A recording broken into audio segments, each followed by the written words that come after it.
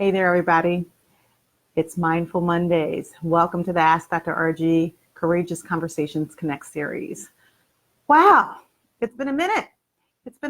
So as a reminder for those who are just maybe hopping onto this platform, I'm Dr. Argie. I am the founder and CEO of Faith Inc. that stands for Family and Individual Therapeutic Healing, and co-founder and CEO of Connections Matter LLC with my husband, Morgan E. Wilson Jr. And this platform is for you. These courageous conversations are for you. Sometimes it's hot topics, sometimes it's what's trending, sometimes it's what's going on in the world, but it's always related to courageous conversations that connect. And tonight is no different. Tonight is Mindful Mondays. And what's different is that I feel like I haven't seen you guys in a while. It's been a minute because I've been traveling and all over the place, but you know, I only asked you to do one thing. I asked you to STLC, share, tag, like, and comment, because this is a dialogue, not a monologue. And we want you to share, call people up, let them know, DM them, inbox them, let them know we are on tonight on Mindful Mondays. And we're ready, because I miss you guys, right? So we're ready for a courageous conversation. I've been in the office all day working, technically doing just setting up sessions. I've been making contact calls and trying to follow up on people that I hadn't spoken to last week because I was traveling. And so Monday typically is a little bit of an admin day for me. Sometimes I'll fit a couple of clients in there, but usually it's sort of following up on whatever I didn't get it done the week before. And so for you all, many of you all know I was traveling last week. And of course, I was like, what am I going to talk about today? And it's no surprise that I decided that I wanted to really talk about storms, because I feel like that relates to all of us. But it also has to do with the fact that I just came out of one. Hurricane Barry. They did list it as a Category 1 hurricane. It started out as a tropical storm. And it was an interesting journey. It was an interesting journey. So you all know that we have new hours. In the summertime, our hours, we come on somewhere between 8 and 8:30. We're a little bit late because I was just trying to wrap up some calls. So I hope that everyone will hop on once you all see that we're on. And if you're watching and you haven't made yourself known, please send me some thumbs up, some smiling faces, some hearts. Let me know you're out there watching and that you're out there tuning in. That's always helpful to send me some love and let me know that we're in a dialogue, that we're in a conversation. So what are we talking about today? We're talking about, this evening, we're talking about storms, right? And I had this question or this comment. In fact, my BFF, Melissa, who was traveling with me, said, Argie, you should write about this. You should write about storms, because it was just an interesting dialogue or interesting process, I will say a phenomenon, to be in the middle of the storm. And so I want to tell you all a little bit more about that physically, emotionally, and psychologically, and certainly spiritually, because we did a lot of praying, even though we did some partying too. What happened when we got to NOLA. So that's really the impetus for the conversation tonight, which I entitled Weathering the Storm. Are you in a hurricane season in your life, right? And with regards to the topic, it's sort of dealing with the storms that disrupt your life. So the question becomes, just like we were, all of my beautiful sorors from Delta Sigma Theta Sorority Incorporated, we were scheduled to be there for our 54th convention, national convention, and we thought it was a great place, and we still think it's a great place to have a good time, have a good convention. We were doing the work of Delta, but for many of us, when we got to New Orleans, we saw the floods. So the things that you guys saw in the news, it was real. We did see floods. We did see people swimming down the street. We did see that in the lower line areas, that the water that was dumped on Wednesday when we were traveling to New Orleans, when we had gotten there, it went so fast. It came so fast and furious that there was literally water everywhere. Now they have pumps, they have, the levee system, and, they pump that water out fairly quickly. But we were following the news coverage the couple of days that we were there. And a lot of them were saying that it's a tropical storm, it's growing, it's moving, we're not sure what direction it's going to move. And so there was conversation. Hey, Carol's on. Thanks for joining the show tonight. And thanks for following us. You're constantly, Carol's always following and commenting, and Morgan said you're hilarious. I agree. And so in reference to the storm, we didn't really think much of it until we got there. And it seemed like there were two categories. Speaking of category one, there were two camps, if you will. There were the camps of the people that were there, right, that were kind of used to it because they had grown through, dealt with the major category 4 or 5 Hurricane Katrina and all that brought. And so they didn't seem to be too, moved or phased. And then you had all of the transplants, the people that were tourists that were there, and we're following the coverage and we're like, should we leave? Should we go? Should we find another flight? Should we, what should we do? And as the coverage began to continued, and quite frankly, as people who were not in that area, like in other parts of the world, watched the coverage, they became anxious, and then they started calling their loved ones, because there were 16,000 women at this convention from all over the country, from all over the world. And so subsequently, their families were calling and trying to figure out, are you okay? Do you have a plan of action? If they say that your area needs to be evacuated, will you have a strategic plan in order to evacuate? We came together, the group that I was with, my BFF and you guys know Melissa, and some of my SANs who we were all traveling together, and we came up with a plan that we would secure a vehicle at the airport, so if they said our area needed to be evacuated, we would at least be able, hopefully, prayerfully, to get to the airport and then get a vehicle and then drive, because at that point, there probably would not be any flights available for us to fly out of town. So then our plan was to drive to the highest elevated place that they told us to, and hopefully to get to safe ground. Prayerfully, we prayed, we connected with one another, and thankfully we did not have to execute on that plan. And so simultaneously, while we're listening to the coverage, while we're also having a good time, while we're kind of trying to alleviate our own internal anxiety and perhaps some of our sorors who were more anxious than others, while we're trying to manage all that, we're trying to sort of make some good decisions. And so, in hindsight, I think we did make some good decisions. Hey, Karen, thanks for joining the show. Hey, Lizzie, thanks for joining the show. I think we did make some good decisions. However, it sort of got me to thinking that this whole concept of these 16,000 women, along with all of by the way, shout out to the staff at the Hilton, the staff at all of the hotels that hosted my illustrious sisters of Delta Sigma Theta Sorority Incorporated. They did a phenomenal job. We had some day parties in the hotel. We had staff that stayed overnight that gave us blow by blow of what they thought was going to happen. They sheltered in place along with us, and they even brought their families to the hotel so that they could stay overnight, because my concern was, if they're there with us, then who's there with their families and their children who may quite frankly be in the lower lying areas that needed to be evacuated, because I think there were like 5 parishes that needed to be evacuated at that time. So, the good news is, as you see, I'm here, right? All of me. We flew out of New Orleans yesterday, and I arrived here about 4:45.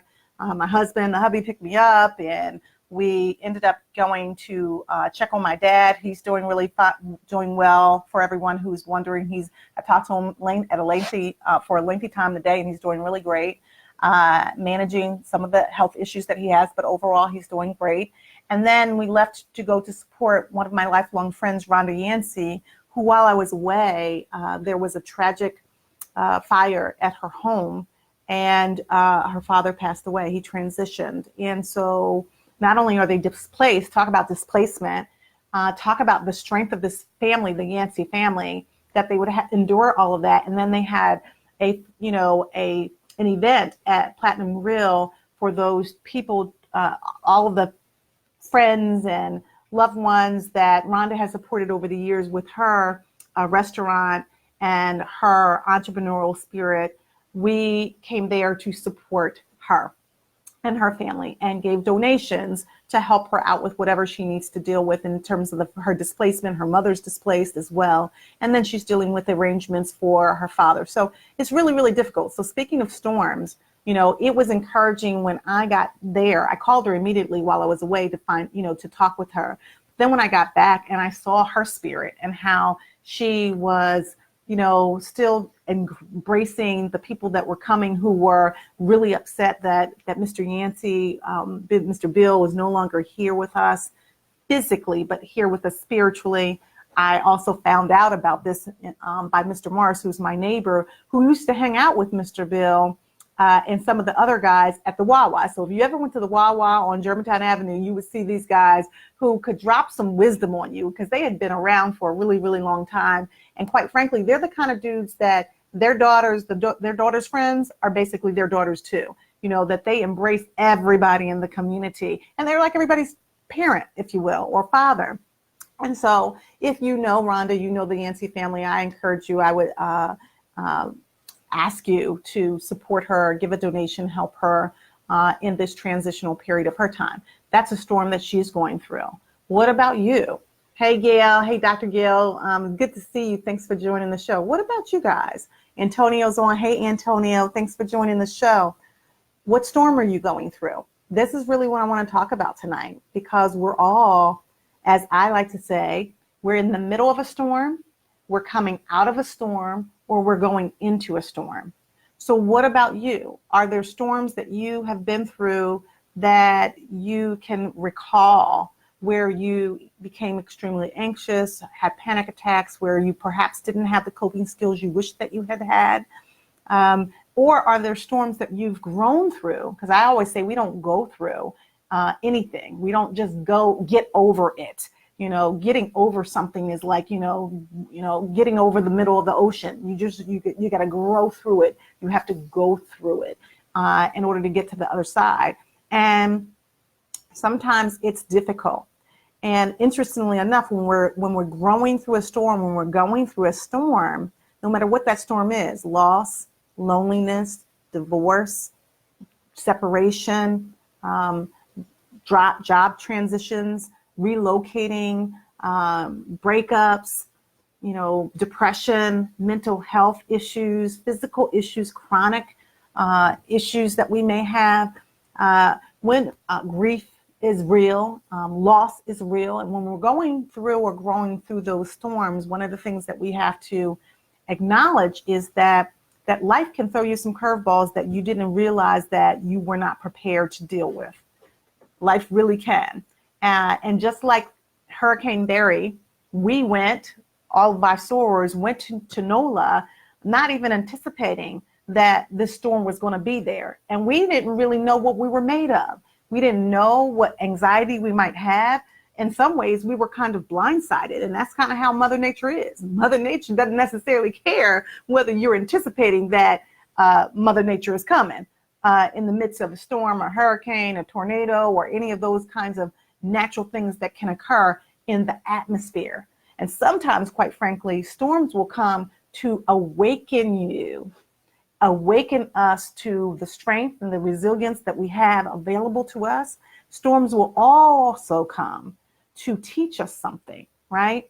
And, it's really important that we think about what we learn from storms, because some storms are meant to sort of correct us, right? We need to be corrected around some things. But then there are some storms that happen that connect us. Like when we were in NOLA, interestingly enough, what the storm did for us is it connected us even more, because we had to really strategize and figure out how we're going to deal with this if something really does tragic happen. So storms are meant to connect us. Sometimes they're meant to correct us. And sometimes they're meant to constrict us. Maybe we're way out there doing things we have no business doing, or we're really not focused in the way we need to focus. And subsequently, that storm comes to constrict what we're doing and redirect us, if you will. And so that really happened to us in many ways as well. I'm curious to hear about your storm, right? What does that look like for you? How have you dealt with your storm? Did you realize you were stronger than you thought you were? Or did you realize that you still have some more growing to do, some more coping skills to develop, some skills and some tools to really put in your toolbox in order to be prepared for the next storm? Because trust and believe, when we're living a long life, if we're blessed to live a long life, it's not promised that we will live that long life without some peaks and valleys, some highs and lows, some twists and turns, and certainly some storms that can rock our foundation and cause us to not really be as secure as we thought we were, right?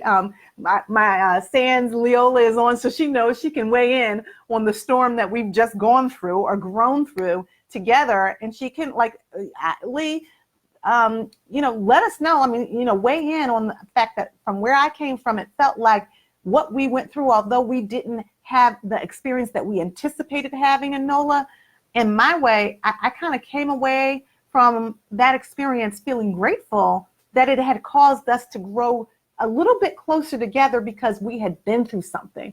So how many of you all have been through some storms in some ways that cause you to be closer to God or closer to your partner or closer, in our case, to our sands, right? Because we had to figure out some things together. We had to calm each other down. I want you guys to share.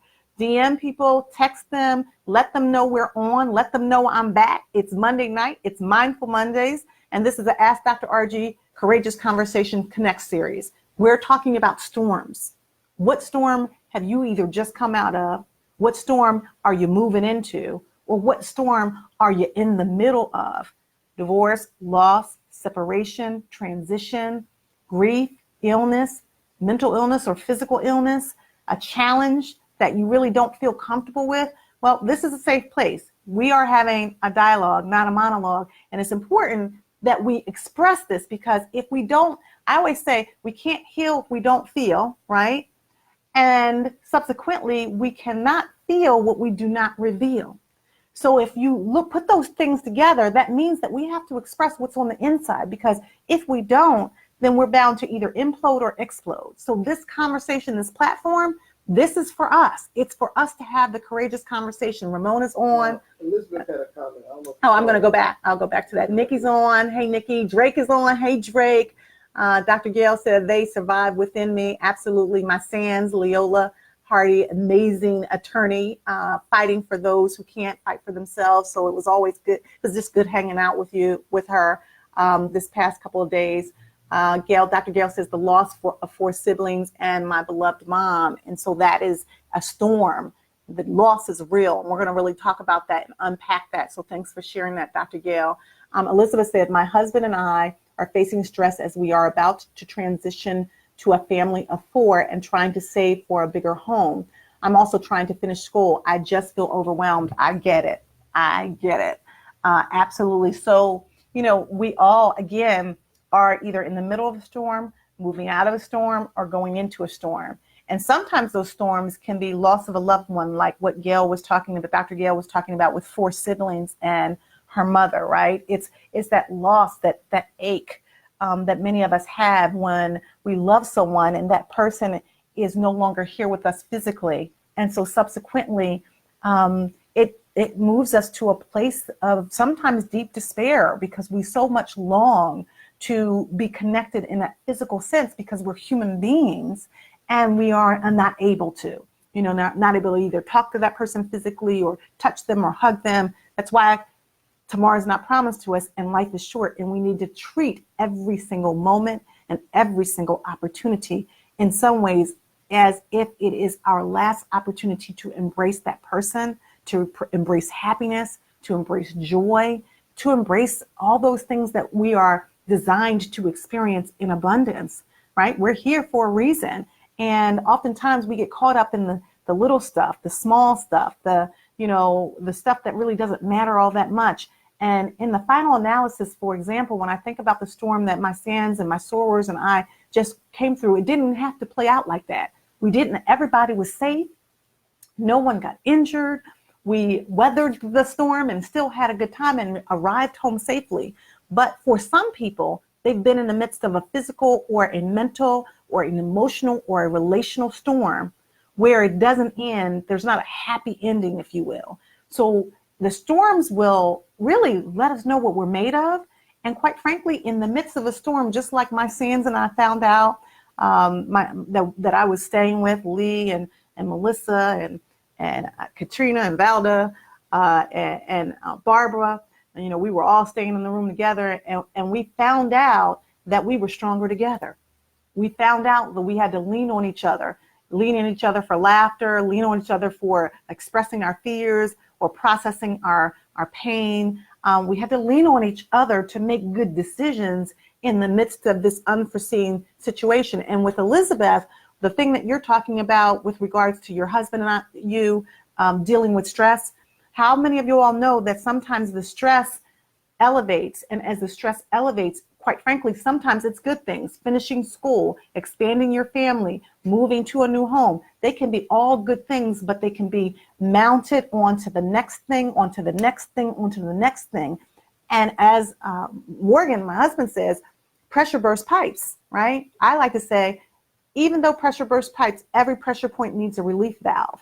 And so that's where good technique and skill and coping mechanisms, even mindfulness and meditation, like we're going to be doing tomorrow morning at Camp Adonai with the kids. Sometimes, I think more times than not, being able to have that kind of skill can help to emit some of the pressure that's on the inside, some of the stress that you're talking about, Elizabeth. And quite frankly, as it relates to you and your husband, when you're in a relationship, how many of you all know that when we're under stress due to the storms and the vicissitudes of life, like divorce or like good stuff, maybe getting a house or expanding the family, it can break or make you. It can demonstrate what you're made of as a couple and draw you closer, or it can break you sometimes if you allow the doubt and the mistrust and the discomfort and the perhaps lack of foundational support.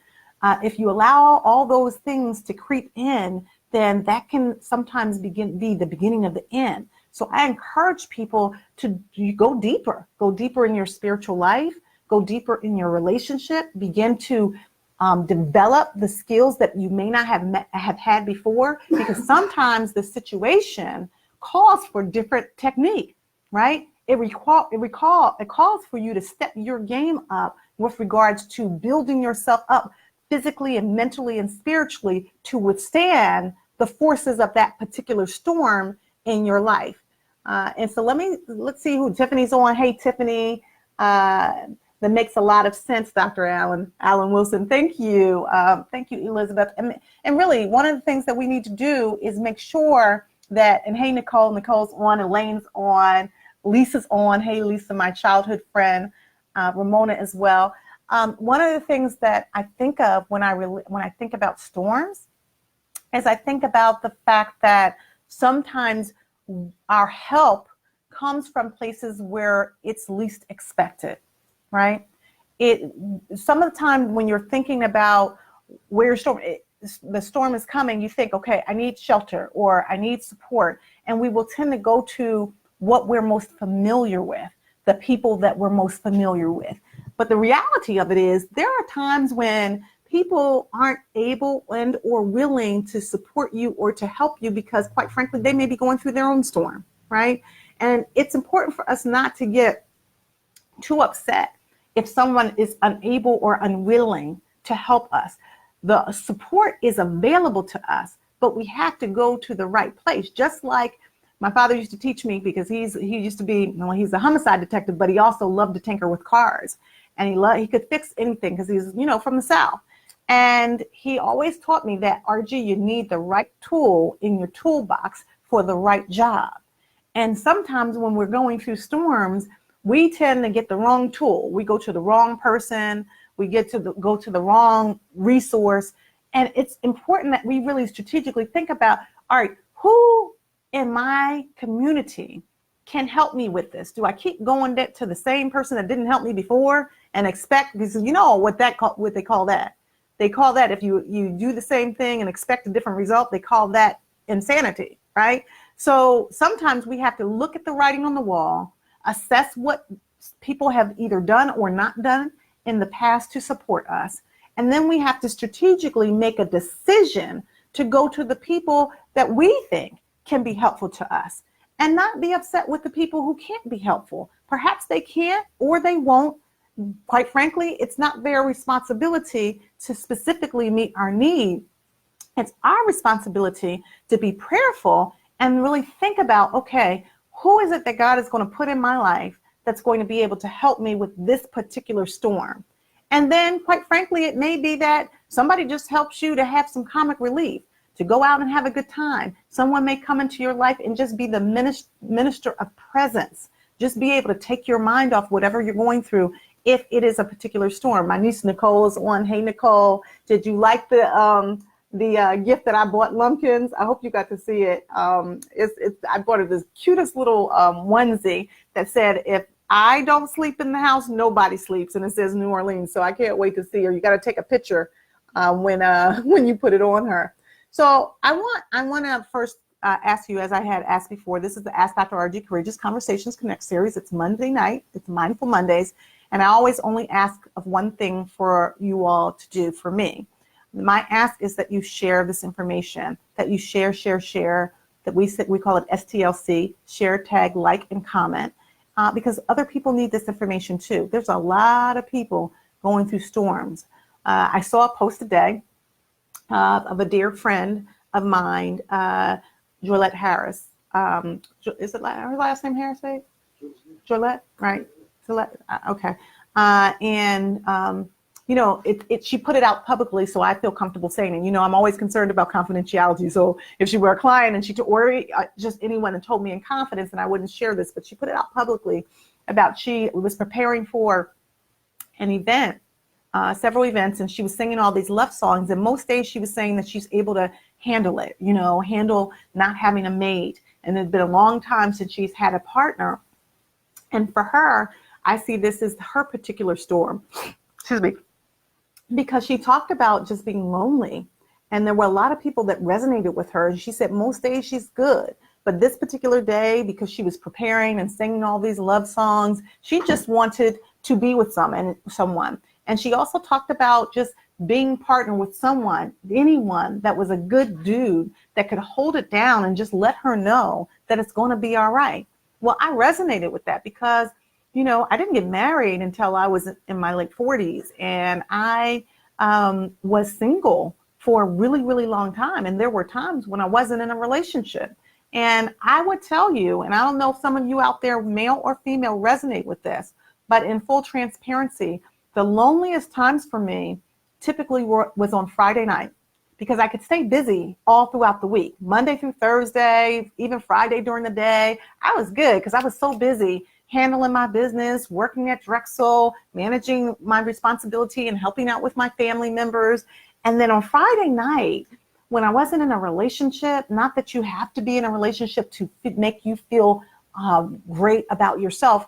That's your work to feel great about yourself outside of a relationship and have a love affair with you. But as a human, because we are designed to be relational, there are times when if you're not in a companionship or you're not in a relationship, you desire that, you crave it. Quite frankly, you deserve it. And it can be quite lonely. And quite frankly, it can also be lonely, not just when you want to go out and have a great time, but think about when those storms do hit. When you're dealing with the loss of a loved one or the aging parent and you're taking care of them, or you're dealing with a job change or your own chronic illness or mental health issues, that can be quite depressing if you don't have someone who says, you know what, I'm gonna hold it down for you while you deal with your stuff, right? You all know the issue, my story about when my mom passed away and I was really depressed. And I appreciated the fact that Morgan, my husband at the time, and we were newly married, said, I got you. You don't have to fake it for me. I got you. I'm not going anywhere. I'm going to be here. And he just allowed me to grow through the process and get to the other side of my grief, which took quite a long time. So for you all, what is it? Hey, Sonny. Sonny is here. Morgan, Nicole said, I love the onesie. Good. I know it's true, that onesie about if you don't sleep or she doesn't sleep, then nobody sleeps. Because I've seen and heard many a nights where mommy and daddy were up all night and grandmommy. But yeah, in all seriousness, where are your storms? This conversation is also, it's meant to engage, it's meant to inspire, it's meant to inform, it's meant to motivate, right? And it's ultimately meant to have courageous conversations that connect, that allow us to move into a transformational state. But in order to do that, then we have to be honest with ourselves. We call it the 4 T's. Truth, trust, and transparency leads to transformational breakthroughs, right? And I also believe that love and light, truth and accountability, well, that leads to hope and freedom. But we got to be authentic and honest with each other. And some days when you're in the middle of the storm, it doesn't feel so good. And we need skill sets. We need coping mechanisms. We need support. We need friends. And sometimes our friends become our family. And then I like to call them family, right? Sometimes our friends can be there in ways that our family can't, and our family can be there in ways that our friends can't. But one thing is for sure, 2 for certain, we all need somebody. None of us is equipped to weather the storms of our lives by ourselves. We just aren't. So when you think about your storm, and I see Ramona has something, when you think about your storm, think about what are the lessons that you learned about yourself? What are the lessons that you learned from other people? And what are the coping skills that you developed to help you to weather the storm the next time? Because there will always be a next time. Ramona says, yes, talk about it, Dr. Argie. 36 years of marriage, and my husband goes on to dialysis every Monday, Wednesday, and Friday from 9 p.m. to 1 a.m. Wow. And I do well Monday and Wednesday. Friday is very hard. Thank you for this platform. Oh, you're so welcome, Ramona. I'm so glad you joined today. This is real talk, right? And I thank you for sharing. I thank you for being authentic and honest and transparent with us in this courageous conversation. Because you know what's interesting? I see some thumbs up. I see some smiley faces. I see some hearts. Keep them coming. That makes me feel good, and it kind of gives me some synergy to know that I'm not talking to a screen. I'm talking to real people in a community. And it's important that we're honest with each other and authentic with each other. Why? Because sometimes that gives us permission to just feel, right? It gives us permission to be uniquely us, uniquely and phenomenally who we were designed to be. And that does not mean that we are perfect by any stretch. There is no such thing as perfection in human beings, right? We're flawed. We come here flawed, right? We come here beautifully and wonderfully made, and simultaneously we also come here flawed. And so as a result, when we're authentic with ourselves, and we tell our stories, because everybody has a story. Our stories are created out of history and herstory, right? I like to say that our history is meant to inform us. It does not have to define us. So when we tell our story, when we share our story, because sharing is caring, those stories are not only just meant to just be for us to share, they're meant to bless and help other people who then understand, well, wow, if Dr. Argie could grow through that storm of the loss of her mother, or if Elizabeth could grow through that storm as she shared of, expanding her family and getting through school and her new home, if Dr. Gail could get through the storm of the loss of her mother and her siblings, quite frankly, Ramona, you get through the storm of your husband being on dialysis and having to manage that because he's not there with you to have that date night. But by the way, I know you said Monday, Wednesday, and Friday night, so you all need to make sure that you have a date night or a date day some other time, because you got to get it in. I always ask people to think about when you're in relationship, especially marriage, because marriage can be difficult, right? When you're thinking about that, hey, Sydney, thanks for joining the show. When you're thinking about, oh, I saw this, I lost my train of thought, her story, hurt story. Yes, many of us do have a hurt story. And in the hurt story, there's healing. So we need to sort of add to that the healing story, if you will. But many of us, when we're thinking about growing through or getting through, sometimes speaking about the loneliness, we can feel like, even though it's not true, it's not reality, but we can feel like we're the only ones. It feels sometimes if you're in an abusive relationship, you're the only one. It feels sometimes if you've lost somebody that you love, that you're the only one. It feels like if you've developed a chronic illness or either physical illness or mental illness or someone that you love, that you're the only one that's growing through that. But the truth is, this is why we have this platform. We have this platform to create a community of people that lift each other up, right? And support each other, wrap their arms around each other, have a conversation to at the very least, let each other know that we care. Because I ultimately believe that people don't care how much you know until they know how much you care, right? People, I was in awe when I was away in NOLA with the number of people that are on this platform that are coming on every Monday and Wednesday when we're able to be here and connecting, because our courageous conversations connect. We are able to take the risk to be vulnerable, to allow other people into our lives, because if we allow people in, we are able to make connection. And oftentimes, if we push people away or we keep people out, we keep ourselves stuck in this fake, if you will, fence that's around us that doesn't really allow us to feel the full breadth of humanity and relationship that we are meant to have in order to love on each other, in order to lift each other up, in order to support each other, in order to be our brothers and our sisters' keepers. That is what it's all about. That's what being able to weather the storm, in which we did 16,000 women in NOLA. We found fun and joy and tears and prayer and support when we were anxious and found ways to enjoy each other. Even came up with a party walk in our room. We did a lot of things that allowed each other to know that no matter what storm we're going through, we're going to support each other. And that's really what it's all about. Dr. Gail says sometimes we may be the only person to stand for a worthy or humane cause. It takes confidence and love to stand up against all odds for a cause. And I changed from career choice and being top BSN registered nursing student because I learned, hold on, Dr. Gail. Because I learned about 4 African-American students were failed in place of 4 clinically failed Caucasian students. All were my friends. I fought legally as a leader of my fellow African-American students to win the case against the university. I gained because I learned my niche was psychiatry nursing. And so I changed careers to become director of clinical psychology. And I'm proud, this is a long one, wait a second.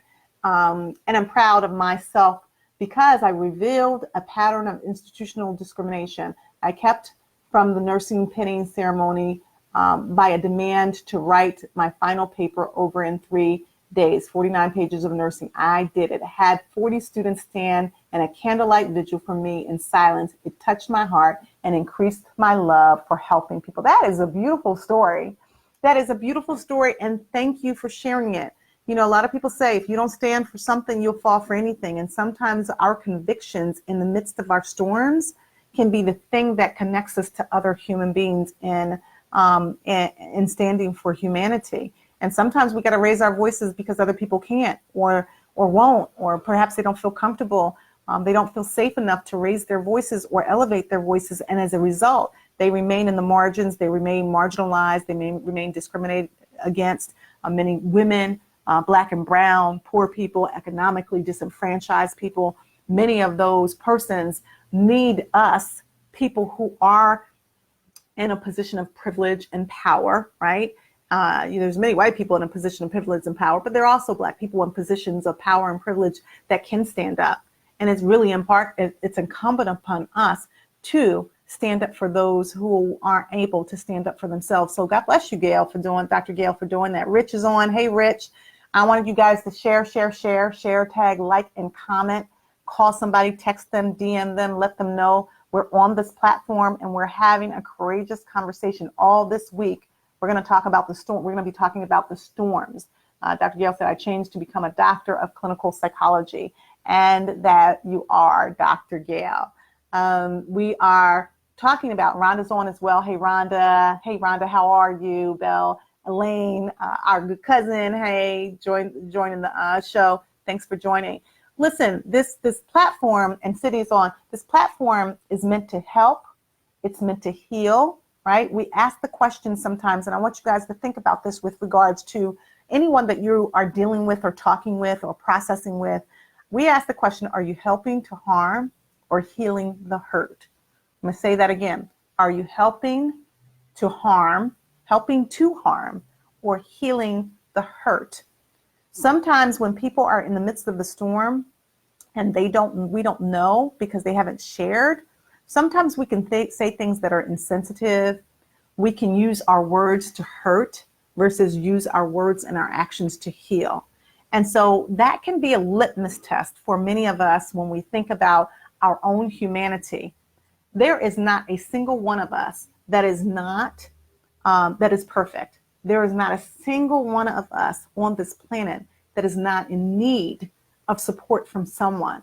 We were born and designed to be relational. And so, interestingly enough, and I don't know if Lee is still on at this point, but she'll maybe go back and look at if she's not on. It's interesting because one of the things that she taught me on our trip is about kindness. It's really interesting. Somebody was saying something, and Lee spoke up, and she said, "That's just not kind." And my mother used to say, it's nice to be important, but it's more important to be nice. And so sometimes we need to just check ourselves. We need to think about it. Maybe that person who is maybe a little distant or disconnected, or that person is not, acting in the way that you think that they should. Maybe it's because they're going through something. Maybe it's because they're in the process of a transition. Maybe it's because they're in the middle or moving out of or moving into a storm. And how do you really know? Because a lot of times we won't share because we feel like we've got to put on that mask, right? And when somebody asks you how you're doing, you say, "Oh, I'm too blessed to be stressed," right? But from where I come from and what I do for a living, there's a lot of blessed people that are still stressed, right? There are a lot of blessed people. Just because you're blessed does not mean that you're not stressed.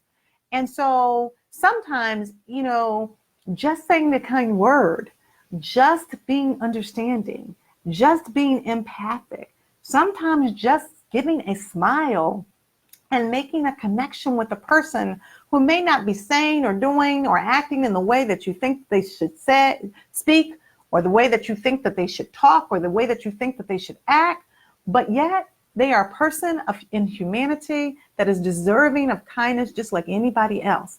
And guess what? You, with your kind words and your kind actions and your desire to connect to another human in humanity, you might be the difference maker with regards to their own healing. You never know, right? To one person, to the world, you might be one person, but to one person, you might be the world. You just might be the person that says something that absolutely changes or shifts that person and moves them in a more positive direction where they're not in the same place of despair. Now, can you control everything? Absolutely not. But guess what? I guarantee you we can control ourselves. We can control our reactions, right? And we can control our words, and we can use our words, our actions for good and not evil. And that is in the midst of the storm. And if you need more to help you, just sit back when you're thinking about being critical or judgmental about someone else, and think about when you were in need. Think about when you were in a position where your flaws were all over the place, right? When you were not at your best self. Think about when you were in a position where you were transitioning into something, a job, transitioning out of a relationship, transitioning because you were getting better, or you had an illness and you were in the recovery state, mental or physical, right? And by the way, I think I heard something the other day where they said, I think it was this morning, I was watching a TED Talk, and it was awesome. I plan on talking about that probably next week. And the woman in the TED Talk, she was a doctor in California, in the Bay Area, and she said that sometimes we need to act as if we are the person that has the issue even when we don't. Because when we do that, then we don't set ourselves apart from humanity and all the pain that people are going through. What we do is we partner with them. We partner with them in a way that allows people to know that we care, that we're engaged, and that we want to contribute, to make a valuable contribution to humanity.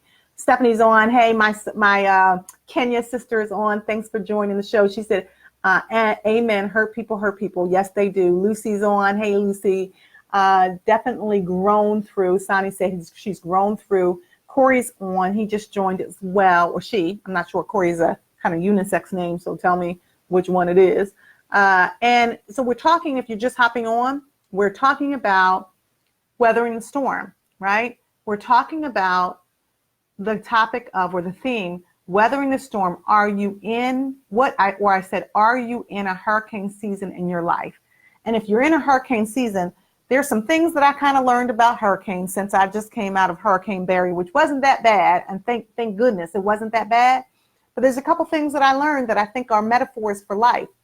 One of the things that I learned about Hurricane Barry is that sometimes it comes in an unexpected time frame, right? That you don't anticipate it. Isn't that very much like life?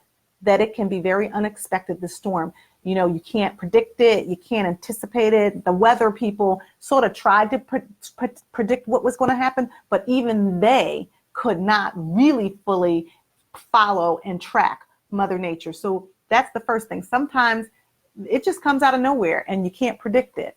The other thing I learned about Hurricane Barry with regards to storms is that in addition to the storm being unpredictable, that it can look like it's going one way and it can switch gears very, very quickly.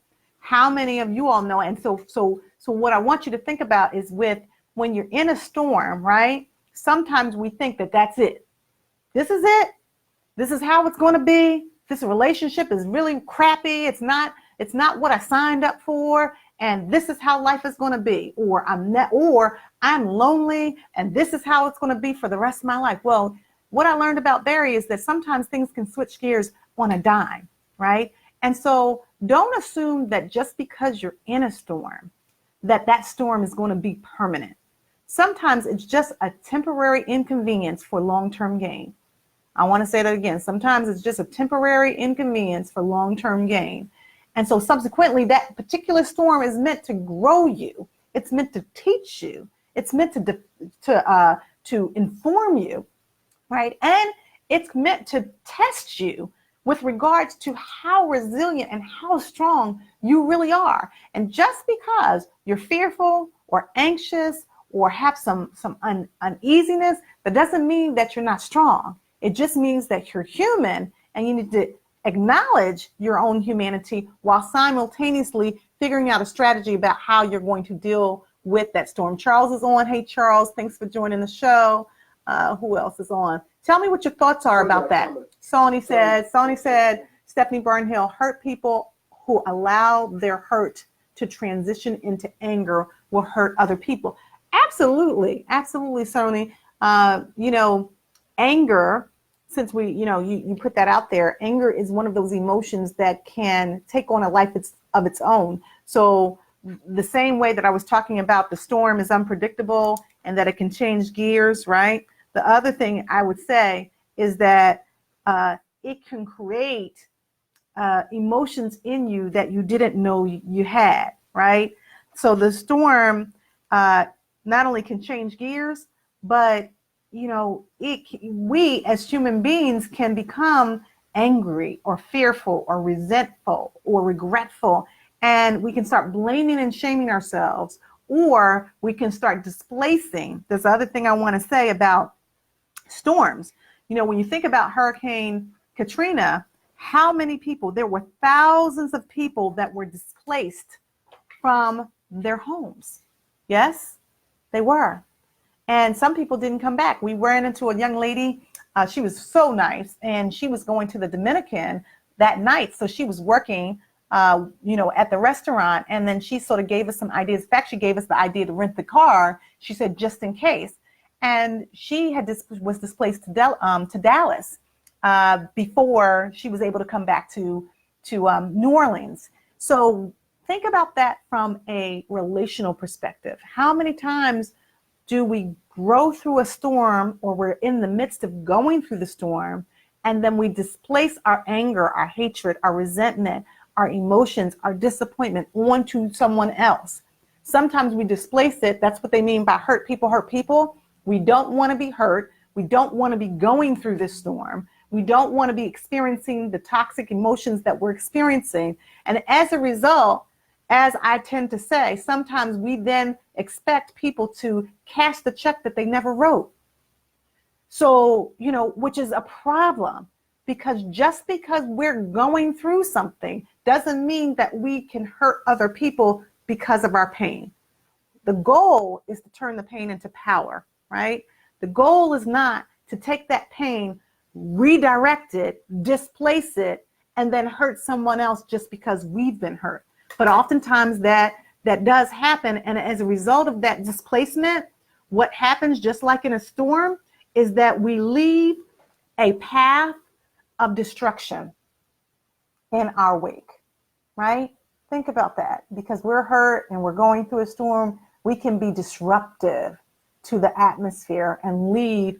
You think about a storm, when the hurricane comes through, it'll leave a path of destruction in the path. Anybody that's in the path of that storm that has not evacuated, there will be disrupted. And that's what we do sometimes emotionally. So then other people are paying the price of something that they never even did, they didn't even know about, they had nothing to do with, and they certainly shouldn't be held accountable for it. So sometimes what that requires, and this is the last thing I'll say about this particular thing, is that it requires, in the midst of a storm, that we get our awakening. How do we get our awakening? We get our awakening by doing our work, right? We have to put the work in, because if we don't, then we will be left with all of the injuries from that particular storm, and those injuries have to heal. As my good friend Sheila Boynton would always say, healing is an ing, not an ed. So we're in the constant process of the healing, and we use that healing to then help someone else along the way. So now we become what I call a wounded healer, or many of us in the clinical world, we call it a wounded healer. You're then healing someone else through taking those experiences, harnessing them, making them powerful, and then healing and helping other people, as opposed to hurting and harming. That is the goal. We want to heal and help, not hurt and harm. So tell me what your thoughts are about that. I know April's on. Hey, yes, April. Tom is on. I've got some more comments. Tom is on. Powerful analogy. Robin Murphy's on. Hey, Robin, thanks for joining the show. Tom said, I've experienced this in previous love relationships. Absolutely. And deflection is a sixth, Tom says.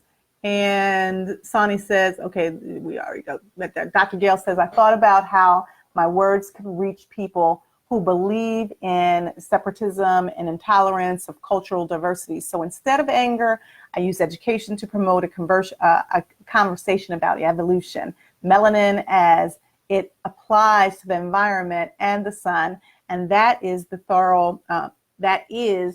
through evolutionary changes that humans are intelligent enough to understand the skin tone is not something to be devalued. That's wonderful. I mean, really, isn't that the case? We all should be teaching each other. But in addition to teaching, in teaching each other, sometimes we have the teachable moments. We all need to be loving each other. We all need to be lifting each other. We all need to be letting each other be ourselves, right? Allowing us to be allow us to be who we are, because what that does is that leads to not just tolerance, because tolerance is kind of like, all right, I'll let you live on this planet, just don't allow your stuff to bother me. But what about acceptance, right? There really is a wonderful thing around this diversity with regards to all of us having these unique gifts that we have been God-given, right? And those unique gifts allow us to be deposited on this planet for a purpose. And as we execute on our purpose, as we find our true purpose, then the goal is to utilize that purpose in order to help and heal this planet. And together, collectively, we can ultimately make a difference. We can be difference makers, but it doesn't come without sacrifice. It doesn't come without being able to put the work in. And it certainly doesn't come without some pain and some struggle along the way that can build us up, fortify us, give us that resilience and the building of character that allows our grit to extend to someone else, right? And it shows us what we're made of. We're made of a whole lot. Sometimes I think we just don't even understand the beauty of what it is to grow through a storm. It is absolutely positively necessary, because the other thing I didn't say about a storm is sometimes when you see that a storm is coming, whether it's a hurricane or not, what the storm is really intended to do is it's intended to be a clearing, because what it means is that there's all these chemicals and toxins in the atmosphere. So think about that in your relationships. When you're experiencing a storm, sometimes it really means that the goal is that the storm is meant to dust up some stuff, right? To clear it out, so that on the other side of that storm is what? Your blessing. On the other side of the storm is your blessing. I'll never forget a sermon that Maria Lewis preached many, many, many years ago. It was a Bible study, and she said the title of the storm, I just reminded her of that not too long ago. She said the title of the storm was "Birds Sing After the Storm. Why Can't We?" Right? And rainbows come after storms, and something like that. I don't have the exact title, but I thought about that in terms of a metaphor. When the storm passes over, when we grow through it, when we're on the other side of it, the sun comes out. The birds are chirping. There's a rainbow. It really is a sign and a symbol that allows us to know something happened. Something shook up the atmosphere. Something changed in that process of that storm, whether it be the loss, the death, the disappointment, the transition of a job change or illness. All of those things that, quite frankly, came unanticipated. We couldn't predict it. It changed courses, so we couldn't direct it. It welled up. It created many emotions in us. And quite frankly, it displaced either us or it caused us to displace on someone else. Yeah. And then we had to deal with that disruption and ultimately do our own work. You have several comments in. You forgot to give hey guys, you forgot to tell me you're the engineer over there. Why did the camera was there? I knew, but you usually buzz in and tell me everything else, right? Oh. Sorry about that, IG family. Thanks for joining. I appreciate your love. I appreciate you hanging in there with me, and tell me what you're thinking about this metaphor that I'm using with regards to growing through the storm, whether it be a physical storm like a hurricane, or whether it be an emotional or relational or spiritual storm that many of us have to deal with in life. I got hearts. I got hearts. I got thumbs up. I got smiley faces. Thank you. Tom said, I'm going to go back to the comments. I was reading Gail's, right? So I'm going to go back to Tom's, reading a self-help book now called The 4 Agreements. I love The 4 Agreements. Absolutely. Miguel Ruiz is the author of The 4 Agreements. It's an old book, and Pastor Waller was the first person over 20 years ago, that's how old the book is, to have me read it. And he lists the agreements. The first one, take nothing personal. Second, own your words. Third, make no assumptions. And 4, always do your best. Those are wonderful agreements. I have a favorite. One would think, knowing me, that my favorite, since I'm a perfectionistic person, would be always do your best. But the one, and that's kind of my favorite, but the one that I've worked the hardest on over the years is not taking anything personally. That's a hard one, I think, for most of us, because sometimes when people come at you, or they say something behind your back, or they're out to get you, or they're jealous of you, sometimes it's really hard to not take it personally, because they're dealing with your person, right? So it's hard to do that. But then other times when you really think about it, sometimes it has nothing to do with you. Sometimes it's about growing you and getting you to another side. And that person was just used, quite frankly, to open up or awaken something in you that allows you to get to where you need to be. let's see what else. I love your open style. Things that. Well, you talk about Tom talking about how you and I banter back. Oh, our stuff. Okay. Yeah, like telling me about IG, like after the fact. I wasn't paying attention to the camera, but no shade, IG family. Director or not? You're the engineer, right? You're the engineer. So do the engineering over there. I don't like to be coached by my husband. I don't like to be coached. I had a Hillary Beard was my professional coach. Shout out to Hillary Beard if she's listening to this. Hillary was an amazing coach, and if you all need professional coaching, I do it as well. But also, Hillary is an amazing coach, and so when Morgan tries to coach me, of course I resist because it's not that he's saying things that are not so true. Actually, sometimes they are true. And in fact, the other week I'm right all the time. He said he was right all the time. He said he was right all the time. Just listen to that. He's right a lot of the times. I won't give him all the time. He's right a lot of the times. But the other day, I gave him a compliment, and I said, babe, you are really a good coach. Because he was saying something to somebody else, and he really is a good coach for somebody else. He's a really coach. Can't be my business partner, my husband, and now you want to be my coach. I got to find another coach. Hey, Leah, thanks for joining the show. Tony said, yes, resonating. Tom, this is cathartic and timely. Excellent. So glad. I think Dr. Gail is laughing at us because we are a funny couple. Y'all keep it 100, and that's what keeps the audience tuning in. Absolutely. I appreciate that. Yeah, but this is, we try to make it fun. And Tom said, tell Morgan I got a spare room in here. He might have had to use that spare room a couple weeks ago. But now he can come on in. We come to work together. We go home together. That's what it means to be couplepreneurs. But, on a serious note, guys, I ask you to share, like, tag, and comment and share this information because it is a dialogue, not a monologue.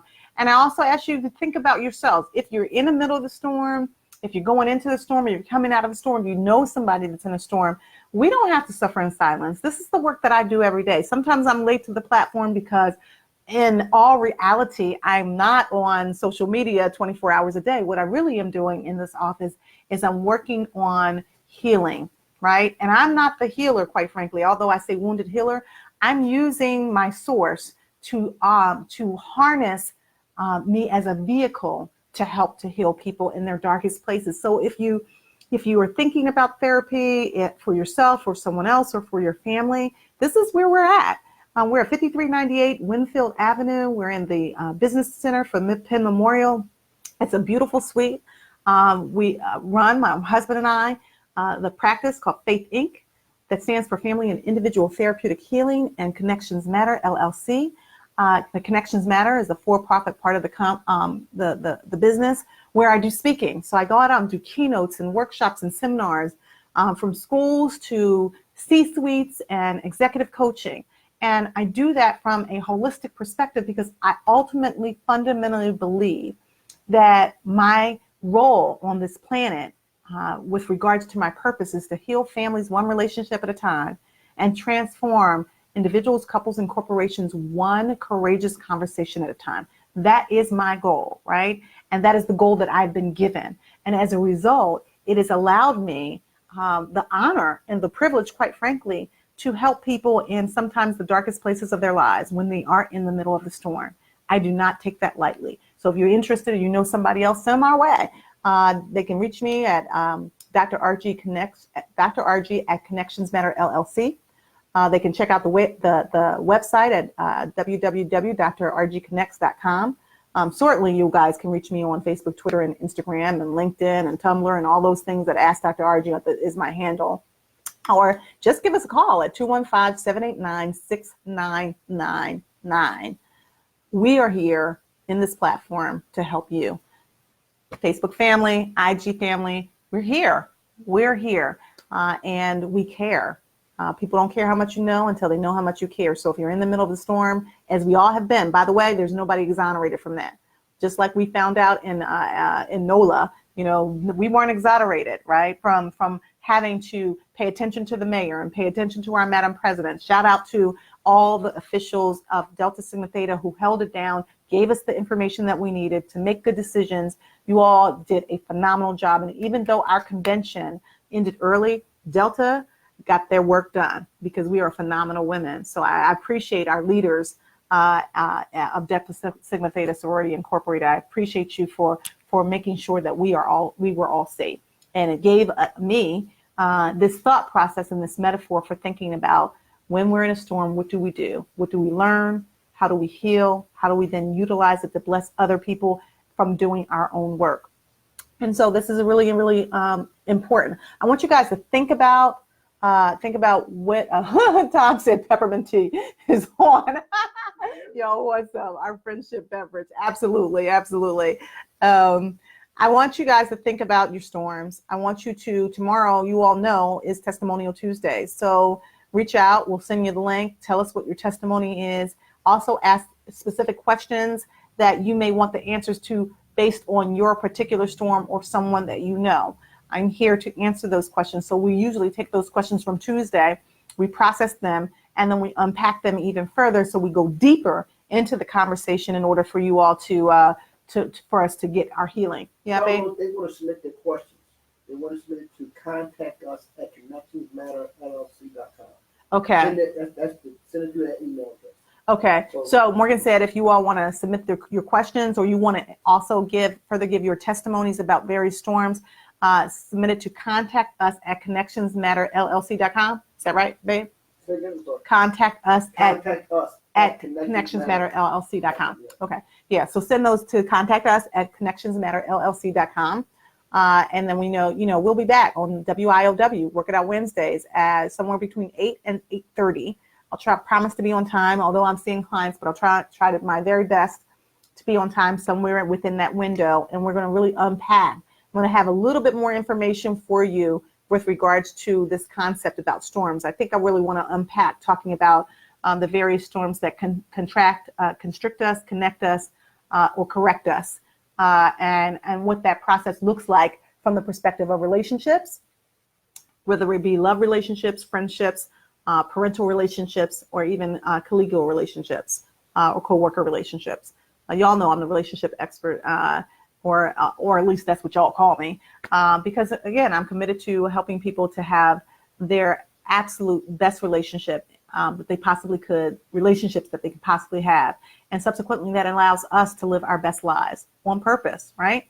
And so let's see, is everybody sign on? So listen, you guys. Think about those questions. I'll see you live, if not before Wednesday. I'll see you live on maybe Tuesday or Wednesday. And then we'll have Thoughtful Thursdays where I send you inspiration and motivation to lift you up and inspire you and get you to the next day, which is Freedom Fridays. All right. Have a great night, guys, on purpose.